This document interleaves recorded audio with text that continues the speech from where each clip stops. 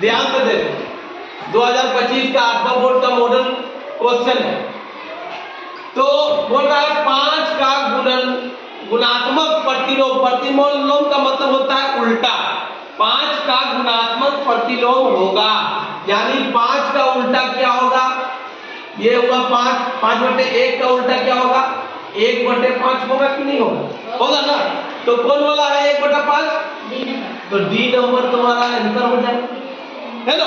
बस 1 प्राप्त करने के लिए 7/23 को किससे गुना करना होगा? 1 प्राप्त करने के लिए इसको कितना से गुना करेंगे 7/23 को कि 1 प्राप्त होगा? दिया हुआ 7/23 को कितना से गुना करेंगे कि 1 प्राप्त होगा? 1 लाना है। लाते हुए तो हम लोग 23/7 करेंगे तो 23 और 23 कट जाएगा, 7 और 7 कट जाएगा तो बराबर 1 आएगा। तो कौन वाला हो जाएगा? कौन वाला हो जाएगा? सी नंबर हो जाएगा। सी नंबर हो जाएगा। अब बोलता है निम्नलिखित में से कौन वर्ग संख्या नहीं है? वर्ग संख्या बोलते हैं जैसे 2 का वर्ग 4 होता है, 2 दूना 4 होता है ना। 3 का कितना होता है? 3 तिया 9 होता है। तो ये तो है 21 का है, ये भी है, ये भी है। तो कौन वाला नहीं है? 12 नहीं, 12 नहीं है। अब बोलता है 441 और 484 के बीच कितनी पूर्ण वर्ग संख्या है? 441 होता है, 21 का वर्ग कितना होता है? 21 का वर्ग 441 होता है। 21 का वर्ग कितना होता है? 441। और 22 का वर्ग क्या होता है? 22 का वर्ग होता है 484। तो 21 और 22 के बीच और कोई संख्या आ रहा? वर्ग संख्या आएगा? नहीं आएगा। तो क्या आएगा? शून्य आएगा। तो शून्य होगा। क्या होगा? शून्य होगा। ये आंसर हो जाएगा। अब आ जाए एक वर्गाकार फर्श जिसकी एक किनारा 5 मीटर, ये वर्ग है, इसका किनारा 5 मीटर है, तो उसके फर्श का क्षेत्रफल यानी पूरा का क्षेत्रफल यानी कि 5 का स्क्वायर बराबर क्या होगा? 25 मीटर स्क्वायर। जिसमें है तो किसमें है? इसमें 5 मीटर है, ये नहीं होगा। ये 25 मीटर है, ये भी नहीं होगा, स्क्वायर नहीं है। सी नंबर में देखो 25 वर्ग मीटर, वर्ग का मतलब होता है ये। तो कौन वाला हो जाएगा? सी नंबर तुम्हारा आंसर हो जाएगा। समझ में आया?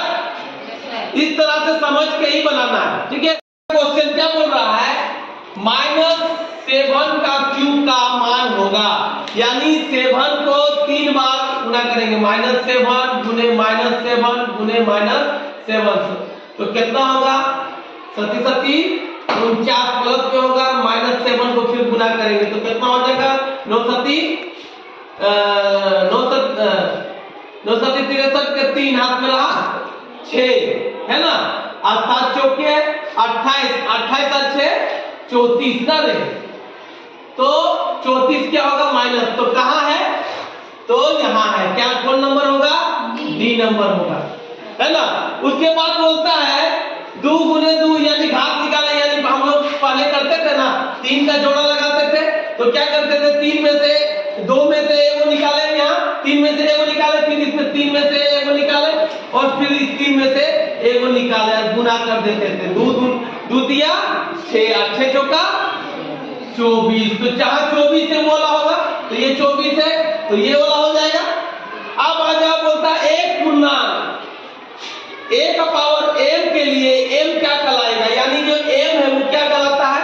ऊपर जो होता है तुम लोग को बताया वो क्या कहलाता है? घात कहलाता है। घात कहलाता है। तो कौन वाला होगा? घातांक होगा। घातांक जो ऊपर रहता है, पावर रहता है, उसको घातांक कहते हैं। पावर रहता है उसको क्या बोलते हैं? घातांक। तो घातांक हो जाएगा। अब ये तो तुम लोग बता सकते हैं 2/3 का गुणनफल व्युत्क्रम में, यानी उल्टा क्या होगा इसका? 2/3 का उल्टा 3/2। जहां 3/2 होगा वहां हो जाएगा। तो 3 नंबर में है 3/2, तो 3/2 लिख देंगे। अब बोलता है a का पावर m गुने a का पावर m के लिए बराबर होगा, यानी इसका फॉर्मूला होता है, दोनों बेस अलग अलग है तो पावर ये हो जाता है। तो a गुने b का पावर m, जहां पे होगा वही वाला होगा। है कहीं पे? कहाँ पे है? किसमें है? डी नंबर में है। ये वाला हो जाएगा। ये वाला क्वेश्चन हम लोग बनाए थे 4a प्लस 55 प्राप्त, यानी कि हम लोग इस तरह से बनाए थे 4a और b3 बराबर जोड़ने पे कितना आता है? 55 आता है। तो a का मान क्या होगा? अगर यहाँ a का मान हम 2 दे देते हैं तो 2 3 5 हो जाता है ना, नहीं?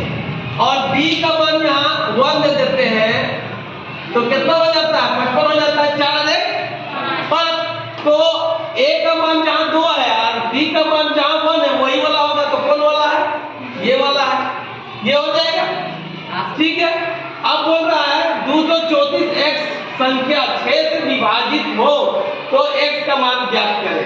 6 से विभाजित हो तो x का मान ज्ञात करें। तो हमारा डी नंबर ऑप्शन होगा 6 से वाला, ठीक है। अब आ जाए यहाँ 4/4/7 x स्क्वायर का संख्यात्मक गुणांक, यानी कौन संख्या से ये जो x स्क्वायर है कौन संख्या से गुना हुआ है? कौन संख्या से गुना हुआ है? तो 4/7 से गुना हुआ है। 4/7 से गुना हुआ है। इसके बीच में तो गुना छुपा हुआ है। तो कौन वाला ऑप्शन है यहाँ पे? सी। कौन वाला है? सी नंबर का हो जाएगा। समझ में आ गया ना? उसके बाद बोलता है a प्लस बी और a प्लस बी का मान क्या होगा? यानी a प्लस बी और a प्लस बी दुगो है तो a प्लस बी का होल स्क्वायर कौन वाला है? ये वाला है। तो ये वाला आंसर हो जाएगा।